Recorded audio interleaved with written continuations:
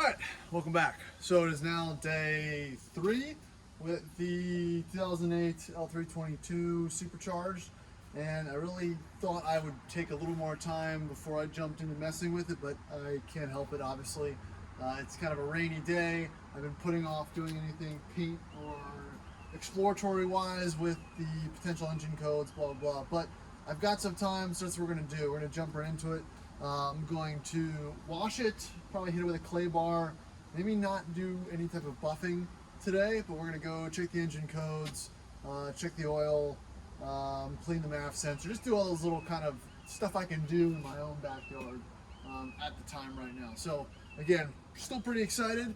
Don't want to do too much. Again, I don't really have the budget right now to take this and do a full service fluids and everything like I'd want to. I'm not really going to be dailing this yet, but you know, I've got limited self-control, so we'll see where this goes. But stay tuned. It's going to be, you know, a follow-up to the previous video about the purchase of this truck. So, hey, if you're interested, stay tuned. All right, so we've got the clay bar, wash bucket, simple stuff. Let's put this on pause right now and take a quicker, a little more in-depth look of what exactly I've got to deal with to start this one out. So, scratches. Lots of little daily driver type scratches. Not bad. The paint's not bad at all. That's I'm not sure what that is. That's buffable. Things I figured out. The oil was recently changed. I've got 4,000 miles on that. It does have the heated windscreen, so that's good. But the paint, it's faded. Again, that's just from going years through the through automated car washes, which is a shame. But you know that's salvageable. Headlights still faded. I did 30 seconds trying to bring them back, but these plastic L322 lights are a bear to kind of get right. I think I already mentioned it before. I've got 2020 date stamped Goodyear Assurance tires.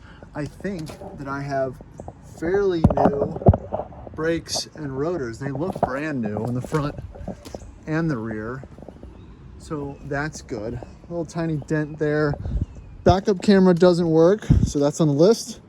Some more scratches down the side here. Check out the interior.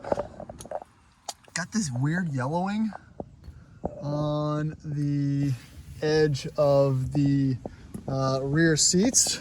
And, you know, it's always funny, you know, you see cars in one light and then you see it in another light, and things are, you know, they look different. They may look worse, they might look better. In this case, you know, the white interior is a little rough. Again, nice wear here. I'm gonna put seat covers probably on the front seats just because luckily the dash and everything that's involved with that is pretty clean. Not a whole lot to do there. Just kind of, you know, straighten and tidy things up. That's going to be the goal. So we'll start out with the clay bar and the wash. Get this washed. I'm going to wash the LR3 too. It's a mess from taking it up to the cabin. So just going to baseline everything. I don't do a lot of hand washing recently just because I've got the power washer and whatnot. But, you know, it really, you can't, you know, it's not a, power washing with soap is not a substitute for a good hand wash. So we're going to do that and get moving here.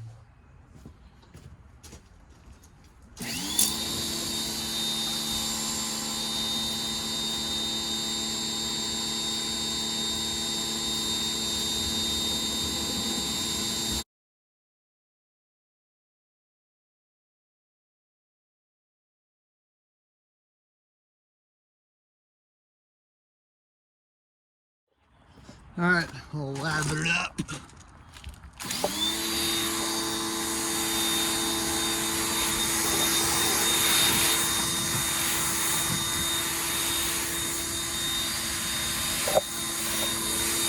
Now you can see, I mean, the paint, it looks good. You know, I found a lot of sand in it, which is pretty consistent with my thought of where the original owner lived and what they did. So let's get the rest of this off, get these wheels doused with some wheel cleaner.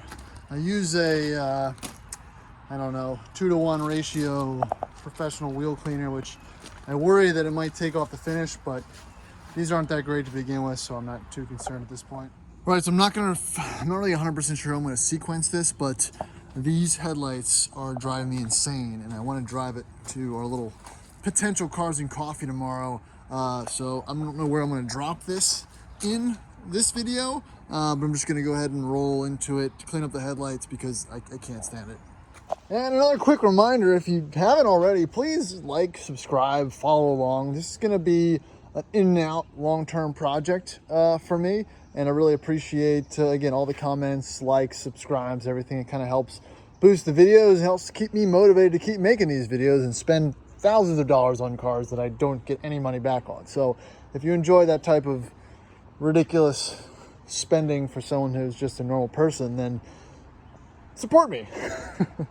Because I think I need it. Yeah, I don't know what I'm doing. So this is the quick fix. This isn't the right or the best way to clear these up. I just want to get this initial haze off of it. So I'm going to apply some of the, it's kind of like toothpaste goo to it. And then I'm gonna hit it with the sandpaper, try to sand it off as much as possible. And then I'll hit it with a buffing pad and just try to bring it back, make it a little less faded. Not gonna be perfect, not gonna be the final step, but just wanna get it done.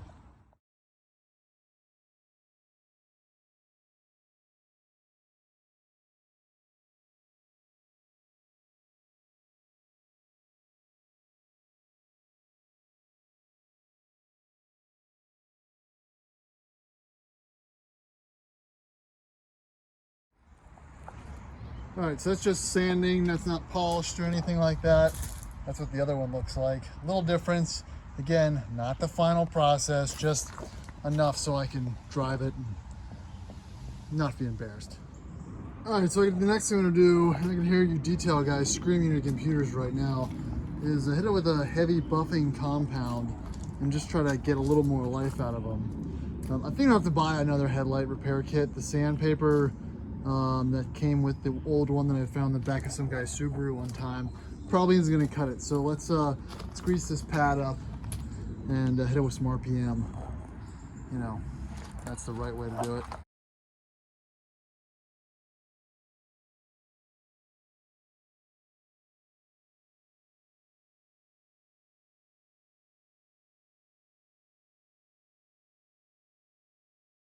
All right, so that's 5 minutes. Slight improvement. I should probably get a kit and do this the right way. I'll do it eventually, but now I can at least, my OCD, which is not very prevalent, is slightly more satisfied with that. All right, back to the rest of the video.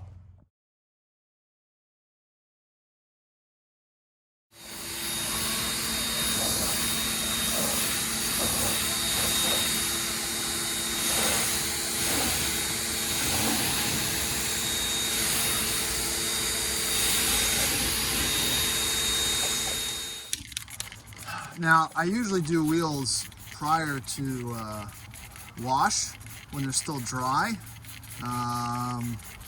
but I got them wet already. I feel like the wheel lather actually sticks and penetrates better when the wheel is well, it's dry and it's not, you know, covered with water, but I did things a little backwards this time. I'll let that soak in for a second.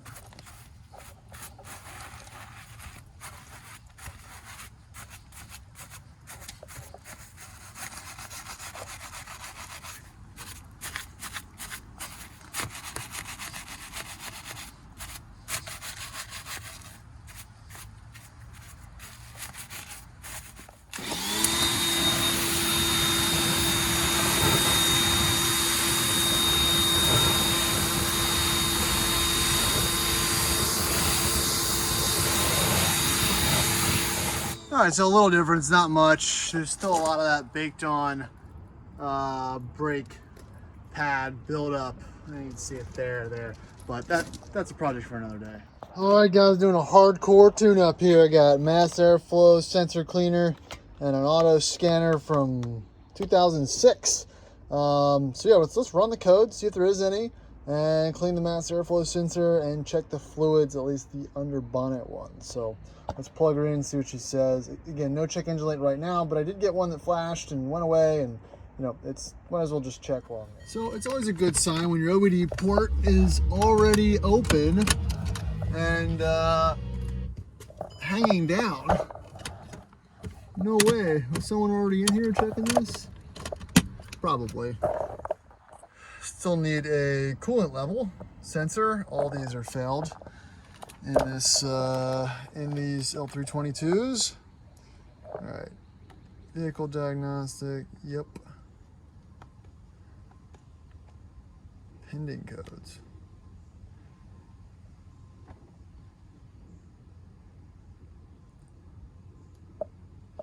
No codes. Read codes.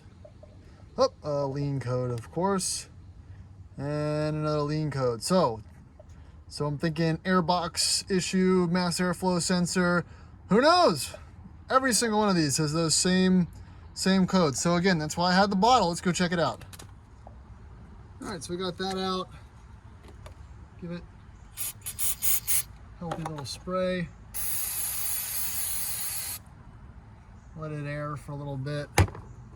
And I'm gonna drop it back in. Now, you really also need to inspect these air boxes for any slight cracks or inconsistencies that might cause some unmetered air to come in, whether it's here or at the intake itself. It's really kind of hard to see it, honestly, but oh, look, there's a BMW part number on these. What is that? Interesting. They never really couldn't really shake that BMW influence. So yeah, I mean, it looks okay. We're gonna get it bolted back up and see if that code comes back. Just something to monitor. All right, coolant looks good. It's visible right there, clear container. I already checked the power steering fluid. That looks good. Oil. Give the oil a little once over. It's probably gonna read a little high because I'm at an incline here. But yep, it's got oil. Not too concerned with how that looks. And yeah, so far so good. Let's grab a flashlight and see if we can zoom in a little more. That back drive belt. Now people forget. You can see it in the camera. It's really hard. You can just see it there. Zoom in a little more. These have two drive belts. See those little cracks in it? That's something you want to replace. That'll drive your water pump and stuff. Most people don't realize that these L322s have two drive belts. One. Yeah. Kind of annoying, honestly. And they get missed. Everything else, again, looks good. Looks pretty dry. Not bad. Not bad at all. All right, so there's your quick 30-second Addicted Motors tune-up. Yeah, I mean, the only thing I'm missing is my seafoam here, guys, and I don't have any seafoam. It'll be next time. So let's clear these codes, and look, she's still going over here. Make sure I got the right thing on. Race codes. And it's just gonna be like a new car. Command set. Now again, there wasn't a check engine light, but let's fire it up. Make sure it's still on the up and up.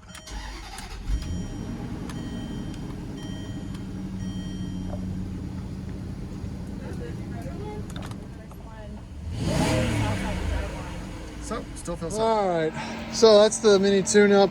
White interior. I'm gonna hit it with some of this ammo lather. I like Larry. I buy his products, whatever.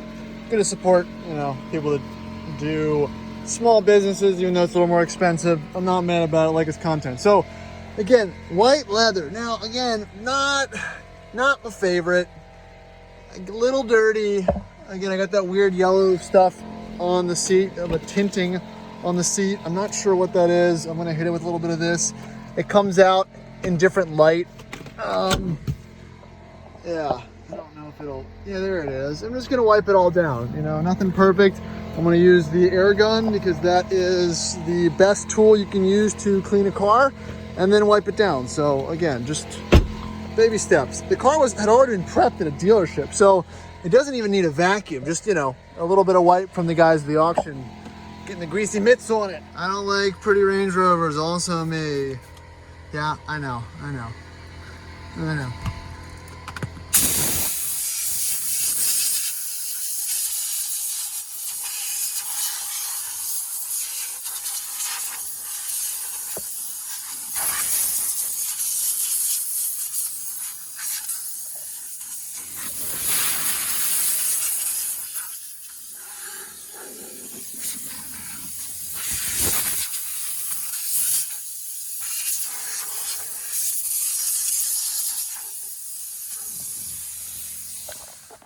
All right, so preliminary wipe down complete. Didn't really make a whole lot of a difference. The yellow tint is still there.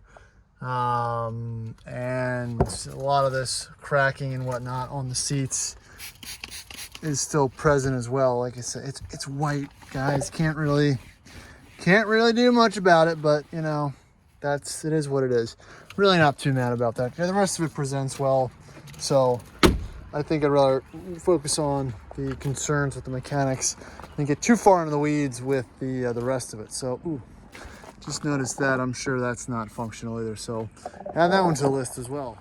All right, so my last stage of the day is we're going to get a little bit into the weeds. I think I told myself I wasn't going to try to buff or polish the hood or the whole car.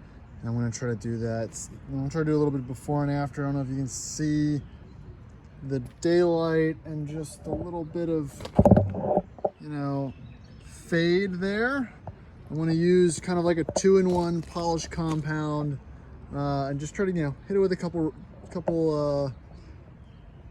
coats, wipe it off, you know, just a quick 5-minute buff. Oh yeah, you can really see the streaks and stuff there. Just see what it does. And I won't get carried away and do the whole car, but I probably will, so we'll see. All right, so I've got this Gringotts Garage DA buffer with the wrong pad on it. And I'm going to use this scratch and swirl remover by the chemical guys. We'll see if it does anything good.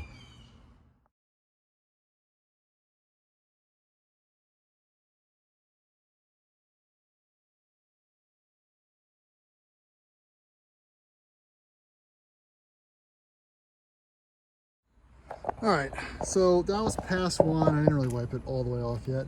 And it's better. It's not as deep as it could have been. I think I used a pad that wasn't aggressive enough for the minor scratches, but let me see why I didn't wipe it all though. But yeah, it definitely looks much better. Just not where it needs to be. I'm gonna reassess, try this again. Woo! All right, that's better. Round 2 was a success, and of course, I got a little carried away and ended up doing the whole, missed a spot, as one does. Ended up doing the whole side of the car. And yeah, paint's got some life in her. Not done yet, but getting a good baseline. Notice a lot of that haze is gone. Looking much better than it did before. Coming back to that glossy black. Not yet on the headlights, but I think that's good for today. Yeah, I think that about wraps us up, guys. Hopefully you liked this a little more boring episode of the transition of my black L322 Supercharged Range Rover. Again, I'm just postponing the inevitable, getting checked out at the shop where they tell me that it's ruined. So probably the next video won't be as exciting. No, actually way more exciting when they tell me how broken it is. But hey, again, if you like the video, please subscribe to this series. Addicted Motors on YouTube, Addicted Motors on Instagram, to follow along with a lot of stuff I don't post on the YouTube page. But that's all I got for today, guys. Appreciate you watching. Subscribe, comment, follow. Thanks again.